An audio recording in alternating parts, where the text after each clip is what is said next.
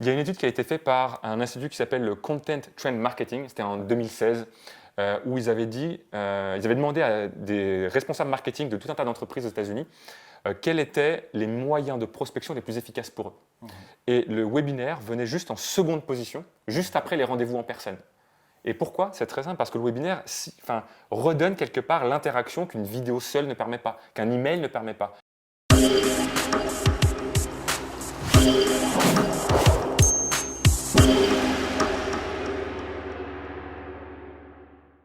Salut les pros, Nicolas Cogan, mon business coach. Ravi de vous retrouver dans cette nouvelle vidéo. Vidéo où j'ai le plaisir de recevoir un invité que je voulais rencontrer depuis longtemps. Sa manière de livrer les choses est pragmatique et va parler à beaucoup de monde parce que c'est vraiment une expérience terrain qui parle. Alors je vous présente mon invité tout de suite, David Venac. Salut David. Salut Nico. Comment vas-tu? Ça va super bien, merci pour l'invitation. Ah, écoute, c'est un plaisir. Ça fait longtemps qu'on se croise comme ça et que je n'avais pas eu l'occasion de passer en live avec toi et pouvoir discuter. C'est un vrai plaisir d'être avec toi. Bon, super. Est-ce que, parce que je ne sais pas par où commencer pour te présenter à ma communauté, est-ce que tu peux te présenter rapidement? Ouais, Avec grand plaisir. super. Moi, je m'appelle David Veninck. Je suis papa de 3 magnifiques enfants qui sont à l'origine de mon projet de création d'entreprise. Mon métier, il est simple. Consiste à aider les indépendants et dirigeants de TPE à clarifier leur message, clarifier leur offre et à mettre en place des systèmes automatisés d'acquisition de prospects sur Internet. Et aujourd'hui, 80% finalement des stratégies que j'utilise pour développer mon propre business et celui de mes clients, ce sont les webinaires. Ce sont les webinaires. Et d'ailleurs, c'est sur ça qu'on va échanger tout à l'heure, parce que c'est un canal de vente à part entière, un événement en fait qui, aujourd'hui, on voyait beaucoup sur l'infoprenariat, qu'on voit de plus en plus poindre en entreprise, peut-être dans la vôtre. Et l'idée, c'est de vous donner aussi quelques clés. Mais avant, je reviens sur une chose, parce que moi, ce qui m'avait plu, la première formation en ligne que j'ai achetée, comme quoi ces tunnels marchent bien, hein, c'était une formation pitchée comme un pro. Exactement.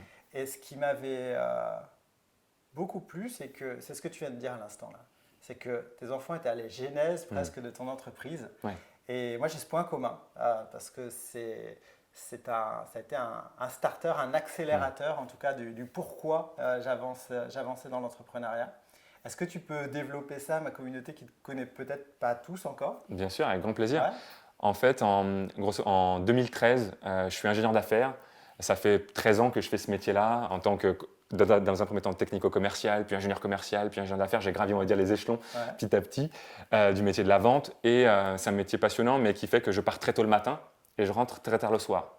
Du coup, quand je pars le matin, mes enfants dorment, et quand je rentre le soir, mes enfants dorment, et j'ai que très peu finalement de temps à passer avec eux. Et j'ai un jour Timothée, mon grand, à l'époque, enfin c'est toujours le plus grand, mais qui me dit: mais papa, pourquoi tu vas encore travailler? Nous on est là, et toi tu dois t'en aller. Et puis je lui ai répondu du tac au tac: mais tu sais Timothée, pour avoir la maison, les jouets, pour partir en vacances, il faut de l'argent. Et ça a été pour moi un moment où j'ai senti vraiment le fait de sortir de mon corps, comme si je me voyais de l'extérieur en train de me dire: mais attends David, t'es sérieux? C'est vraiment ça la réponse que tu as envie de donner à ton petit qui a 4 ans? Le fait que la vie, ça se résume à payer des factures et à devoir travailler pour ça. Et j'ai ressenti une totale désalignement entre ce que je vivais et ce que j'avais envie de transmettre. Moi, ce que je voulais transmettre à mes enfants, c'était: écoute, trouve un travail qui te passionne, dans lequel tu t'éclates, où tu prends beaucoup de plaisir, parce que comme l'a dit Confucius, si tu trouves un travail qui te plaît, tu n'auras pas à travailler un seul jour de ta vie. C'est vrai. Et ça, c'est ce que j'avais envie de leur transmettre, mais ce n'était pas du tout ce que moi je vivais. Et tu le sais aussi bien que moi, les enfants ne font pas ce qu'on leur dit, ils font ce qu'on leur montre. Exactement. Et donc, si je voulais pouvoir être capable de leur montrer le chemin, il fallait d'abord que moi je le prenne. Et ce moment-là, pour moi, je l'assimile vraiment comme le moment défibrillateur. Tu sais, c'est la deuxième naissance. C'est le moment où réveille-toi. Voilà. Et ça a été à partir de ce moment-là, je me dis: ok. Donc là, il faut que j'arrête et que je trouve finalement ma voie. Et finalement, grosso modo, 6 à 8, voire peut-être 8 mois plus tard, j'étais, on va dire, libéré de tout engagement avec l'entreprise pour pouvoir être à mon compte et lancer mon propre projet. Donc 8 mois qui ont été des mois de transition, et tu as démarré tout de suite ou tu étais cherché un petit peu dans dans les canaux, dans ce que tu voulais livrer? J'ai pas tout de suite démarré parce qu'en fait, au moment où on a officialisé finalement le fait que je devienne à 100% libre, entre guillemets, Ouais. eh bien, j'avais l'envie de créer, mais je n'avais pas de projet. C'est-à-dire que je ne savais pas quoi faire. D'accord. Toi qui es pourtant quand même assez créatif, Oui. ça bouillonnait ou c'était le syndrome de la page blanche à ce moment-là? Alors, à l'époque, c'est marrant, on en a parlé avant l'interview, mais à l'époque, je ne savais pas que j'étais créatif. Je croyais que je ne l'étais pas, en fait. Et je croyais que je n'avais pas d'expertise. Tu vois, moi, j'ai des cousins qui sont menuisiers et je leur disais, mais les gars, vous avez une chance inouïe. Vous ne vous en rendez pas compte. Vous avez de l'or dans les mains. Vous prenez un bout de bois, vous en faites un meuble, vous en faites une chaise. Moi, je ne sais rien faire d'autre que la vente. Moi, ça fait 13 ans que je fais ça. Je sais faire que ça, en fait. Il faut construire des projets, empiler des bons de commande. Voilà, être à l'écoute de mes clients, être capable de chercher la meilleure solution en fonction du besoin que j'ai pu identifier, être capable de démontrer et avec mon prospect de construire le meilleur projet pour lui et puis faire en sorte d'obtenir l'accord. Voilà. À part ça, je ne sais pas faire grand-chose d'autre. Et je me suis rendu compte dans les mois qui ont suivi plutôt, que c'était un vrai besoin parce que j'ai mon meilleur ami Max qui avait une agence de portage salarial, enfin, il l'a toujours d'ailleurs, et il me dit, mais David, moi j'ai des clients, c'est des consultants. Ça fait peut-être 30 ans, 40 ans qu'ils ont une expertise de dingue, ils se mettent à leur compte parce qu'il y a une opportunité où on les met en pré-retraite, mais ils ne savent pas trouver des clients. Est-ce que tu ne pourrais pas les aider? Je me dis, ben oui, pourquoi pas? Et c'est ça qui m'a fait prendre conscience que, ok, donc mon savoir-faire commercial peut être utile à d'autres. Et voilà, et c'est comme ça que mon projet est né petit à petit. Super. Et tout de suite, aujourd'hui tu fais figure de leader sur le web. Oui. Tout de suite, tu as eu l'idée que c'est sur ce canal-là que ça allait porter pour toi ou tu voyais ça dans une version différente, type terrain classique, tu vois, de parler de consultants à leur compte en pré-retraite ou autre, Oui. mais généralement, ce n'est pas sur ces médias, en tout cas, qui vont se développer. Tu avais cette... Pas du premier coup, non, pas dès le départ en fait. Ouais. C'est-à-dire qu'en 1er janvier 2014, quand je suis à 100%, je saute de l'avion sans parachute en me disant bon bah voilà j'ai sauté, maintenant il faut que je construise mon parachute. Ouais. Je ne savais pas que le web était un canal de développement commercial pour moi. Je l'ai découvert en fait durant cette année-là, mais quand j'ai vu le potentiel que permettait le web, je me suis dit ok, c'est ça que j'ai envie de faire. Je veux pouvoir développer une activité qui me permet grâce au web à la fois d'automatiser ma prospection et qui me permet de délivrer aussi ce que je suis capable de faire pour détacher mon temps de travail de l'argent que je suis capable de générer. Donc, ce n'était pas évident pour moi dès le départ, mais quand j'ai découvert ça, je me dis, OK, il faut que je trouve les solutions pour ça. Et je me suis focalisé vraiment, je suis quelqu'un qui a besoin d'être extrêmement focus. Je ne peux pas faire plusieurs choses à la fois. Tu gagnes en efficacité en fonctionnant comme ça, généralement. Mais là, du coup, ce canal Internet, tu l'as construit étape par étape, mais à la base, tu n'étais pas nécessairement dans la partie. Donc, tu es autodidacte, tu t'es formé par toi-même ou comment ça… Les deux. Moi, je suis un grand croyant il faut se former pour gagner du temps. S'il y a quelqu'un qui a déjà eu le problème, qui a écrit un livre, qui a organisé une conférence, qui a organisé une formation, je peux gagner moi tout le temps que lui a passé à chercher si je vais me former chez lui. Donc, je crois que si on se forme, on transforme les années en semaines. Et deux, la deuxième chose, c'est de tester aussi par moi-même, c'est-à-dire de me former, mais d'implémenter rapidement. Parce que se former sans mettre en application, ça ne sert à rien. Donc, ce qui a fait que j'ai pu accélérer finalement et avoir une croissance quand même relativement rapide, c'est que je me suis beaucoup formé, mais j'ai beaucoup implémenté aussi derrière pour pouvoir faire mes propres idées et puis me rendre compte de… Moi, au départ, quand je ne connais pas, je mets mon intelligence en pause et je me dis, si les autres l'ont fait avant toi, c'est que certainement ça marche, donc teste-le sans rien changer. Tu testes, je teste, et puis ensuite je garde ce que j'aime, j'enlève ce que j'aime pas, mais au moins j'applique les recettes qu'on me propose et ensuite je fais ma propre sauce quelque part. Tu as fait des crash tests finalement Voilà. comme ça et tu les as ajustés à ta sauce. Tu sais, moi, mon entreprise, elle s'appelle Kaizen Attitude. Parce que pour moi, c'est les deux ingrédients du succès. C'est l'attitude, évidemment. Si on n'a pas la bonne mentalité, si on n'a pas le bon état d'esprit, eh bien, ça va être très difficile de dépasser les obstacles, de persévérer. Mais l'attitude sans le Kaizen, pour moi, qui représente la méthode et surtout l'amélioration continue, eh bien, ça ne fonctionne pas non plus. Il faut l'alliance de la bonne attitude et aussi le fait de dire, OK, je vais peut-être commencer simple et petit, mais au fur et à mesure, je vais analyser, regarder, on parlait de chiffres à un autre moment dans notre discussion, et de dire, OK, je vais analyser tout ça, puis au fur et à mesure, je vais améliorer. Donc voilà, c'est au fur et à mesure qu'on met en place les choses pour moi. Parfait.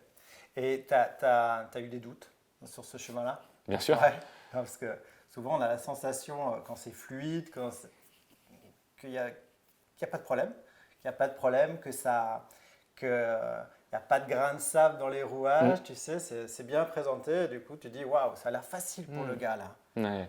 En fait, c'est comme en mathématiques, si tu as un point là, un point là-bas, et que tu veux tracer finalement tu veux tracer le trait entre les deux, tu peux voir une droite. Mais en réalité, peut-être qu'il y a eu effectivement des hauts, des bas, et que finalement, on fait la médiane de tout ça.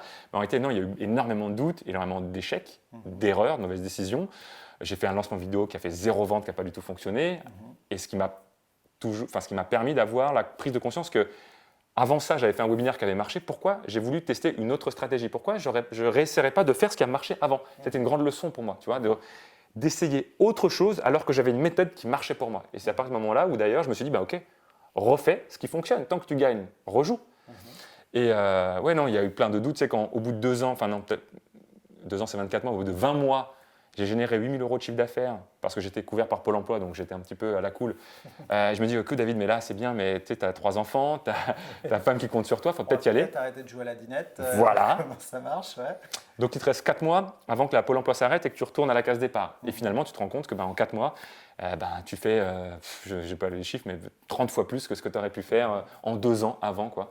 Parce que, mais voilà, c'est comme tout, il y a des doutes, il y a des questions qu'on se pose, il y a des voies qu'on emprunte qui ne sont pas forcément les bonnes, mais on apprend toujours finalement. C'était avec la formation Pitcher comme un pro?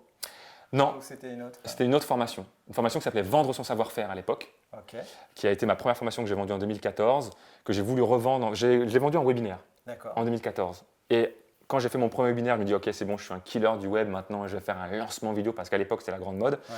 Ça a été un gros flop pour plein de raisons. J'avais pas assez de monde, etc. Enfin bref. Et après, en fait, quand j'ai vécu ça, je me dis ok, je vais refaire maintenant en webinaire.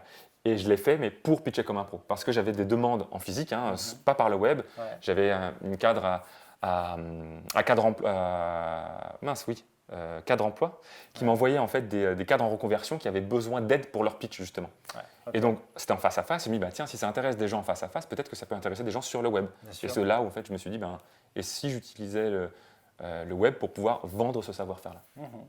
Et de là, tu es parti sur les webinaires avec Exactement. une vraie expertise aujourd'hui. Une expertise qui, on le disait tout à l'heure, est souvent assimilée étroitement au milieu des infopreneurs, mais qu'on voit de plus en plus conquérir le terrain du monde corporate, des entreprises de manière générale, qui ont aussi compris qu'il y a une notion de communauté au niveau des clients. Est-ce que tu aurais des conseils où, là, on a parlé de fondamentaux tout à l'heure. Est-ce que il y a des fondamentaux, je parle souvent de figures libres, figures imposées, des figures imposées à respecter dans un projet de webinaire? Ouais. Je pense qu'il n'y a pas une seule façon de faire un webinaire. En tout cas, on peut quand même identifier effectivement une figure entre guillemets imposée selon la méthode que moi j'utilise. Ce n'est pas la seule et ce n'est pas l'unique. Il y en a d'autres, mais en tout cas, moi, celle que j'utilise, elle a 2 grands fondamentaux. Le premier, c'est qu'un webinaire, c'est une stratégie à part entière en 3 étapes. Il y a la phase d'invitation, il y a la phase de webinaire en lui-même, c'est-à-dire l'événement où on est en direct et on va interagir avec notre audience. Et ça ne s'arrête pas là. Beaucoup de gens s'arrêtent une fois que le webinaire est passé. Bon, ça y est, c'est terminé. Ils regardent qu'est-ce qui s'est passé. Est-ce qu'on a fait des ventes? Est-ce qu'on a fait des rendez-vous? Et puis, il ne se passe plus rien. Or, il y a une 3e étape qui est fondamentale, c'est la communication post-webinaire auprès de la liste des inscrits. Parce que ce qui se passe, c'est que si j'ai 1000 inscrits à mon webinaire, je n'aurai jamais 1000 qui vont participer. Il y a un taux de participation moyen qui va être de 25 à 30% en ce moment. Avec les bonnes stratégies, on peut monter à 40, 50%. C'est possible encore aujourd'hui en 2019 et en 2020, mais en ayant des vraies stratégies en place. Mais ce qui veut dire que même si on obtient les 40% de participation, ça veut dire que sur les 1000 inscrits, il y en a 600 qui ne sont pas participés, qui n'ont pas vu notre message, qui n'ont pas vu notre offre. Du coup, si on n'a pas la 3e étape d'animation post-webinaire, il y a 600 personnes qui n'entendent plus parler de nous. Et c'est dommage parce que si ça se trouve… Loin du cœur. Exactement. Ouais.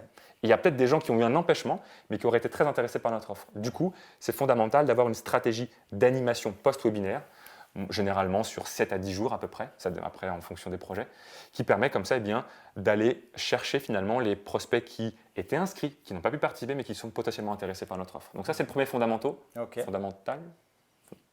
On va mettre Je suis pas un ça pro dans la d'orthographe. famille des fondamentaux. Et Voilà, comme ça, tout le monde est premier d'accord. des fondamentaux. Petite pirouette. Voilà, le champion de Fred Astaire. Ça, les claquettes, Les claquettes, exactement. On m'a toujours dit un chat, ça doit toujours retomber sur ses pattes. Toujours. Voilà, comme un commercial.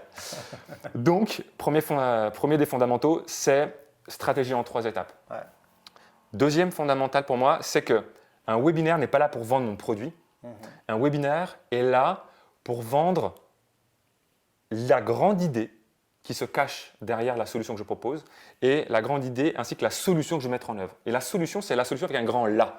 C'est-à-dire que cette solution, quelque part, mon prospect, il pourrait l'implémenter soit par lui-même, s'il veut y mettre le temps et l'effort nécessaire, soit avec un de mes concurrents, si un de mes concurrents propose la même chose, mais ce n'est pas mon produit. Je détache vraiment les deux. Si je peux donner un exemple, quand je faisais de la vente de pompes à chaleur. Pendant un moment dans ma carrière, j'ai vendu des pompes à chaleur, un système de chauffage central pour remplacer des chaudières, remplacer des radiateurs. Et on aurait pu arriver chez nos clients en disant voilà, on a un super système, c'est une pompe à chaleur, il y a un groupe à l'extérieur, un groupe à l'intérieur, et c'est beaucoup mieux qu'un radiateur pour telle et telle raison. Et là, j'aurais été dans de la vente traditionnelle où j'essaye d'argumenter pour vendre. En fait, on avait une autre stratégie qui était d'abord de dire ok, on va, avant de proposer quoi que ce soit, s'assurer qu'il y a un vrai besoin chez notre client. Donc, ça commence par un bilan thermique. Un bilan thermique, ça dure 3/4 d'heure. On prend les mesures des pièces de la maison, on regarde l'isolation et en fonction des dépenses de nos clients et d'une estimation de notre système à nous, on va dire à notre prospect si oui ou non, il pourrait faire des économies. Si la personne, on se rend compte qu'on peut faire des économies, on dit voilà, monsieur, vous payez 1 200 € par an de chauffage avec une solution que le système a trouvée, que je ne sais pas encore, eh bien, vous pourriez passer à 300 €. Ce qui est calculé par le système. Ce n'est pas du pipeau, c'est vrai, c'est réalisé. Et on met un compteur de contrôle d'ailleurs. C'est un vrai diagnostic. Un vrai diagnostic. Et si la personne nous dit ben, ok, c'est intéressant, mais comment on fait? Eh bien, si la personne veut savoir la solution, à ce moment-là, on passe à l'étape 2. On dit ok, le besoin, vous voudriez savoir comment diviser par 4 de chauffage? Oui, ok. Eh bien, on va regarder. Le système a identifié que la solution, c'était une solution en énergie renouvelable. En fait, ce qui se passe, c'est qu'à ce moment-là, je veux convaincre mon prospect que s'il paye cher, ce n'est pas parce qu'il a un radiateur ou quoi que ce soit, c'est parce qu'il utilise une énergie qui est fossile. Une énergie comme le gaz, comme le fuel, comme l'électricité. Et une énergie fossile, par définition, c'est rare. Il y a une quantité limitée. Et c'est pour ça que c'est cher. Tout ce qui est rare est cher. Or, si au lieu d'utiliser une énergie fossile, on va utiliser une énergie renouvelable, qui est gratuite et illimitée, c'est comme ça qu'on peut faire des économies. Et ça, c'est ce que je veux vendre dans mon rendez-vous. La seule chose que je veux vendre dans un premier temps, c'est « Ok David, je suis d'accord avec toi. Si j'arrête d'utiliser une énergie fossile, mais qu'à la place, j'utilise une énergie renouvelable, je comprends que je peux faire des économies. » Parce que si la personne valide ça, elle va me dire « Ok, mais comment je fais pour utiliser une énergie renouvelable ?» Tu vends l'expertise, le bénéfice, et tu préengages le client finalement en faisant comme ça. Exactement. C'est ce qu'on appelle souvent des ventes pédagogiques. Aujourd'hui, on a besoin de cette pédagogie dans les ventes. Et sur les diagnostics, tu vas voir que même aujourd'hui, sur des secteurs d'activité aussi variés que tu vois l'esthétique, on va te faire un diagnostic, je sais pas, de cheveux, de peau, pour pouvoir rentrer en découverte. Ça va être la diagnostic immobilier pour commencer à rentrer dans la valorisation derrière, mais ça va amener un paquet de questions autres autour, sans que ça soit un prétexte, parce que là, toi, tu présentais des diagnostics qui avaient du corps et du contenu. Certaines fois, c'est des diagnostics qui sont un peu vides de sens. Donc, ce qu'il faut retenir là, c'est vraiment la valeur en fait, que tu vas aller pousser dans le webinaire. Ouais. C'est ça? Ce qu'il faut retenir, c'est que bénéfice.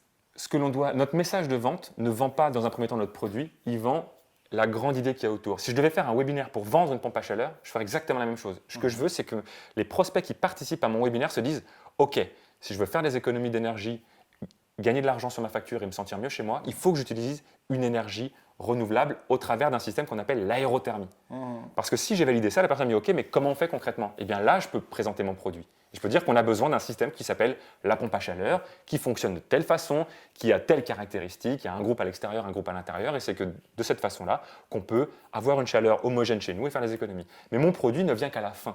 Oui, parce que si tu l'estampilles tout de suite de ta marque, dans tous les cas, tu vas créer de la méfiance, on ne va pas prendre l'information de la même manière. Oui. Chose que si la personne se sent libre dès le démarrage, parce que c'est de l'information, en effet, comme tu disais tout à l'heure, où il pourrait presque aller chez ton concurrent, sauf que ton concurrent, lui, ne livre pas ça forcément de cette même manière. C'est ce qui va faire C'est subtil, c'est que vers qui on va quand on a un besoin. Est-ce que c'est, enfin, comment dire, si quelqu'un nous donne, pour moi, il y a 3 niveaux de valeur fondamentaux, enfin, il y a 4 niveaux de valeur. Il y a la prise de conscience. Je prends conscience de quelque chose de nouveau. Le deuxième niveau de valeur qu'on peut apporter, c'est de la perspective. Maintenant que tu as pris conscience que tu as une situation qui n'est pas la bonne et que tu veux aller là-bas, la perspective, c'est quoi? C'est quoi les étapes à franchir pour parvenir à aller vers l'endroit où tu veux désirer. C'est quoi la direction? Ça, c'est la perspective. Le troisième niveau de valeur, c'est de l'inspiration. C'est de montrer que c'est possible, que d'autres, effectivement, l'ont mis en place, ça fonctionne par des études de cas, ce genre de choses. Et le quatrième niveau de valeur, c'est le plan d'action. Le plan d'action, c'est le comment détaillé, c'est le système, etc. Eh bien, mon webinaire, il doit partager les 3 premiers. Il doit donner de la prise de conscience, il doit donner de la perspective et il doit donner de l'inspiration. Pourquoi? Parce que si j'apporte ce niveau de valeur-là, quand mon prospect voudra passer au plan d'action, qui est le comment détaillé, c'est vers moi qu'il va se tourner. Parce que je serai le conseiller de confiance. Je serai la personne qui n'est pas en train d'essayer de lui vendre mon produit. Je vais juste présenter la solution avec un grand là et se dire, OK, j'ai compris, la solution c'est ça, je suis d'accord, maintenant je veux la mettre en place. Bah, c'est avec moi qu'il va. Il y a de fortes chances en tout cas que c'est avec moi qu'il va le mettre en place s'il est convaincu de la solution que je lui propose. Est-ce que je suis clair ou pas? Parfaitement clair. En fait, on reprend les fondamentaux de ce qui marche bien sur le terrain et on va le mettre finalement sur le média en prenant soin de ne pas tomber dans les pots de banane qui seraient peut-être des fois tentantes, Exactement. d'aller associer tout de suite ton produit parce que tu es sur un support différent pour le livrer. Oui, prenons un exemple totalement trivial. Je vois qu'il y a une moquette ici par terre. Imaginons que mon métier, c'est de vendre un aspirateur, qui est un produit très lambda. Déjà, ce qu'il faut prendre conscience, c'est qu'un webinaire doit s'adresser à une cible bien précise qui rencontre un problème spécifique. Ça, c'est déjà 80% du succès. Il faut avoir un prospect parfait qui a un problème précis. Et admettons que mon prospect, c'est quelqu'un qui a des grandes tapis chez lui ou des moquettes et qui a du mal aujourd'hui à aspirer concrètement finalement toutes les miettes ou les choses comme ça. À chaque fois qu'il passe l'aspirateur, il se rend compte finalement que ça ne fonctionne pas, il reste toujours des choses. Je pourrais y aller en disant, bah voilà, c'est normal, tu n'as pas mon aspirateur 2000, il a une puissance de 20 000 watts, c'est génial, en plus il y a une brosse comme ça qui fait que c'est super. Je pourrais faire autrement. Je pourrais dire, écoute, je vais donner de la prise de conscience. C'est normal qu'aujourd'hui, tu n'y arrives pas. Pourquoi? Parce que tu as une moquette qui est d'une certaine épaisseur et quelle que soit l'aspiration de ton aspirateur, eh bien, ça ne peut pas aspirer les fibres. Pourquoi ça ne peut pas l'aspirer? Parce que j'en sais rien, je ne suis pas un pro, tu vois, mais l'idée, je vais lui donner la prise de conscience. Ça ne marche pas pour telle et telle raison. La perspective, c'est si tu voulais que ça fonctionne, il faudrait que tu aies un système qui te permette, de brosser les poils tous dans le même sens, parce que si tous les poils sont dans le même sens, ça fait moins d'accroche. Et donc, les saletés vont beaucoup plus facilement être aspirées. Donc, il te faut un système qui, a un niveau d'aspiration minimum de temps, et 2, il faut qu'il brosse les poils dans le même sens pour que ça aspire plus facilement. Et si tu as ça, ça fonctionne, plus de problème. Et où on les trouve alors? Voilà. Eh bien, ça, si je veux mettre en place, j'ai une offre spéciale que j'ai réservée pour vous dans le cadre de ce webinaire. Est-ce que vous voudriez en savoir plus? Est-ce que ça vous intéresserait de connaître l'offre spéciale que j'ai préparée pour vous? Oui, dites-moi dans le chat si oui ou non, parce qu'un webinaire, c'est génial. Bien sûr. On est en direct, il faut en profiter. Et justement, c'est la question, c'est qu'on voit, ou je l'ai vu même chez des clients, que, alors sur le terrain, on sait que c'est des fois très difficile pour certains d'entre vous d'aller tendre le stylo en fin de rendez-vous.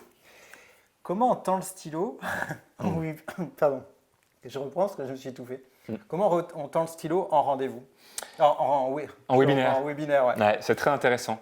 Tendre le stylo, c'était un de mes déclics dans ma carrière de commercial où j'ai eu beaucoup de mal au départ. Et effectivement, d'apprendre à tendre le stylo, c'est très intéressant. Oser. Oui, exactement. Ouais. En fait, c'est très simple. Pour moi, ce que je dis souvent à mes clients quand il y a une difficulté à passer, on va dire, de la partie contenu, éducation à la partie vente, moi, ce que je faisais au démarrage, c'est très simple, c'est de dire la chose suivante. À la fin de la partie éducation, dire voilà, est-ce que le temps qu'on a passé ensemble a été un temps productif pour vous? Est-ce que ça vous a plu, ce que je vous ai enseigné? Est-ce que tout ce que je vous ai dit, ça a été de valeur? Est-ce que j'ai gagné le droit de vous présenter une offre spéciale? Je demande l'autorisation. Et 99,99% du temps, ça a été un oui, j'ai jamais eu de non. Le 0,01, c'est qu'il y a une personne qui m'a dit non pour rigoler. Mais il n'y a jamais personne qui m'a dit non, c'était nul ou quoi. Si on fait un bon boulot d'apporter finalement ces 3 niveaux de valeur de prise de conscience, perspective et d'inspiration, eh bien les gens sont prêts à aller à l'étape d'après. Parce qu'on est dans un principe que Robert Cialdini appelle la réciprocité. On apporte de la valeur pendant 20 minutes, une demi-heure, 40 minutes, ça dépend de notre thématique. Naturellement, si on fait bien notre job et qu'on n'est pas dans une démarche de vente hardcore, bien, les gens auront envie finalement de quelque part nous renvoyer l'ascenseur inconsciemment et seront prêts à découvrir la suite. Et donc c'est facile d'aller derrière. Donc tu ne le dis pas forcément au début, mais en fait tu prévalides l'autorisation ou la valeur qu'ils ont perçue pour amener en fait à finalement ce qu'on pourrait assimiler à une conclusion de vente. C'est aussi une possibilité de le dire au début. Okay. On peut très bien dire au début par exemple, quand on présente le programme du webinaire, on va voir ça, ensuite on va voir ça, ensuite on va voir ça. Et puis, à la fin, pour 12 personnes, où je présenterai une opportunité pour les 5 personnes ou pour 20, peu importe, on peut l'introduire. Ce n'est pas une obligation. Ça dépend du flow. Aujourd'hui, je ne le fais plus au début. Ce n'est pas besoin. Dans mon premier webinaire, j'avais fait comme ça. ça fonctionne aussi. Simplement une question de feeling. Je crois qu'il faut le faire vraiment d'une façon où on se sent à l'aise. Ce qui va faire que nos prospects vont nous dire oui, c'est la certitude dans laquelle nous, on sera. Oui, l'authenticité Exactement. et la certitude, la conviction sur notre propre produit. Ouais. J'ai envie de rebondir sur une chose avant d'oublier. Tout à l'heure, tu parlais donc de cibles spécifiques Oui. et de douleurs ou de besoins spécifiques. Pour certaines personnes qui regardent peut-être cette vidéo, qui ont une offre généraliste, Ouais. une compétence généraliste à vendre ou un produit généraliste ou une gamme assez large de produits, là, le conseil, c'est d'en choisir précisément un ou pas. C'est une très bonne question. En fait, moi, je crois qu'il ne faut pas voir aussi le webinaire comme une fin en soi. C'est-à-dire que le webinaire, peut-être, on peut l'utiliser le webinaire de différentes façons. On peut utiliser le webinaire comme une stratégie d'acquisition de prospects, Oui. d'accord, qui, si on fait une offre d'achat à la fin, est à la fois donc une stratégie d'acquisition et une stratégie de conversion en même temps, donc c'est ça qui est génial. Ouais. Mais ce n'est pas une fin en soi. Ça veut dire qu'une fois qu'on a fait un webinaire, on a développé une liste de prospects, qu'est-ce qui nous empêche de faire un second webinaire sur ces prospects-là avec un angle différent? Donc il y a plusieurs réponses. Première réponse, c'est effectivement, si on veut avoir une approche générale, quel est le besoin générique auquel on répond finalement avec notre offre? C'est le premier angle. Moi, ce n'est pas celui que je choisirais. Moi, je préfère choisir un angle particulier qui est beaucoup plus spécifique avec une promesse beaucoup plus précise et de mettre en place un écosystème finalement de réponses, de webinaires et de communication qui permet finalement de présenter d'autres facettes de la gamme. Donc moi, je préférerais plutôt, en tout cas, naturellement, j'irais dans cette direction-là. Ok. Est-ce que ça répond à ta question? Ouais, très bien. Ce que j'entends dans tout ce que tu évoques là, c'est qu'il y a un côté ludique, on voit que tu aimes ça et qu'il y a ce côté communauté avec quand même une interaction. Alors que, de prime abord, on peut se dire que c'est quand même complexe de créer une interaction. La question qui vient, c'est que est-ce que d'un webinaire réussi, on peut créer des groupes pilotes ou sur des produits ou... Bien sûr. Ouais. Au contraire, en fait, le webinaire, il y a une étude qui a été faite par un institut qui s'appelle le Content Trend Marketing, c'était en 2016, où ils avaient demandé à des responsables marketing de tout un tas d'entreprises aux États-Unis quels étaient les moyens de prospection les plus efficaces pour eux. Et le webinaire venait juste en seconde position, juste après les rendez-vous en personne. Et pourquoi? C'est très simple, parce que le webinaire redonne quelque part l'interaction qu'une vidéo seule ne permet pas, qu'un email ne permet pas, que, je ne sais pas moi, une brochure sur YouTube ou je ne sais quoi ne permet pas. En fait, un webinaire, on peut interagir. Donc à partir du moment où effectivement on a cette interaction, on peut s'en servir dans notre stratégie d'acquisition de vente, on peut s'en servir dans notre stratégie de livraison. Tu parlais de groupe pilote, moi j'assimile ça, dis-moi si on s'est bien compris. Un groupe pilote, c'est pour délivrer finalement une expertise, un savoir, un accompagnement auprès de nos clients par Internet, en webinaire, sur une certaine période. Moi, c'est ce que je fais par exemple, j'ai des groupes pilotes sur 6 semaines. Et une fois par semaine, je suis en direct en webinaire pour délivrer le contenu. Donc ouais, tout à fait. On parle le même langage. Ok, génial. C'est exactement ça, tout à fait. Ok, génial. J'espère que vous trouvez de la valeur là-dedans parce que pour être présent sur le terrain régulièrement au sein d'entreprises ou chez des indépendants, il y a des questions comme ça récurrentes. Et là, David nous livre beaucoup de clés. Alors, il faudra peut-être la re-regarder et prendre des notes parce que ça va vite. Mais j'espère que vous trouvez beaucoup de valeur. Je sais que ton temps est précieux et que l'heure tourne. J'aurais bien fini par une question. Généralement, je finis par des questions à la Tim Ferriss, mais je vais de la zapper cette fois-ci. J'ai vu tes yeux qui brillaient tout à l'heure quand on a dit tendre le stylo. Est-ce que donc tu disais avoir peut-être souffert de ça dans ta jeune carrière. Ouais. Comment tu as réussi à hacker cette peur alors? Ah, c'est intéressant. En fait, j'avais vraiment cette peur-là, mais je me suis rendu compte, tu vois, en regardant mon passé, que cette peur-là, elle venait même d'avance. Et dès que ça devient sérieux, dès que y a un engagement, par exemple avec les filles, c'était le même principe. Tu sais, quand tu dois demander à une fille de sortir, c'est un peu le même principe. Quelque part, tu tends le stylo, quoi, tu vois, pour demander. Et moi, j'avais beaucoup de mal, j'ai beaucoup d'amis, filles et garçons, mais j'ai pas eu de petite copine avant 18 ans. Parce que j'avais vraiment peur, tu vois, de demander. Et je me suis rendu compte que cette peur-là, c'était la même que j'avais dans la vente, où j'étais très bon pour obtenir la confiance de mes prospects, tout se passait bien, mes prospects m'adorent, mais à l'époque, j'étais celui qui avait le moins de taux de conversion parce que je n'osais pas attendre le stylo. Tu avais le statut de meilleur copain. J'étais dans la friend zone de la vente. Non, mais c'est ça, j'avais le statut de meilleur copain, exactement. Et du coup, ça m'a vraiment énervé. Ça m'a vraiment énervé, comme à l'époque, en fait, c'était parti de la colère. Ouais, j'en ai marre, je ne veux pas être le bon copain à un moment donné. Tu vois, et c'était un peu le même principe. Et je me dis, OK, qu'est-ce qui fait que Les autres y arrivent et pas moi. Et moi, je suis quelqu'un d'assez coriace. Quand je veux trouver une solution, je la cherche et puis je teste. Et je voyais les gens qui, moi, on faisait des rendez-vous en doublette. J'accompagnais des commerciaux plus expérimentés. Je l'ai fait aussi, et à l'inverse, ouais. Et je voyais qu'en fait, à un moment donné, ils sortaient le bon de commande sur la table et puis ils y allaient. Puis ils disaient, bon, ben voilà, on y va comme ça. Puis ils tendaient le stylo directement. Ouais. Et je me dis, en fait, c'est aussi simple que ça. Attends, ça ne peut pas être si simple quelque part. Et donc, du coup, je me dis, c'est simple, je ne me laisse pas le choix. Prochain rendez-vous, quoi qu'il arrive, mon objectif, ce n'est pas d'obtenir l'accord, je m'en fiche. Mon seul objectif, c'est tu oses le faire. Si tu oses le faire, tu as atteint ton objectif. Que tu signes ou pas, on s'en fiche, mais je m'étais fixé cet objectif-là. Et donc, ce soir-là, je me rappelle, on fait le rendez-vous, des balles de 3 heures. Voilà, tu as fait 3 heures chez le client, etc. Puis on arrive à la fin, on a vu le prix, on a tout vu, le besoin, la grande idée, la solution, le produit, le prix, etc. Et puis vient le moment fatidique où tu sens que finalement… Tu as plus peur que le client. Ouais, je sens que c'est moi qui n'ai pas plus peur que le client de ce moment-là. Et puis je me dis, ok, qu'est-ce qu'on fait? On y va comme ça? On donne vie au projet. Puis je tends le stylo comme ça.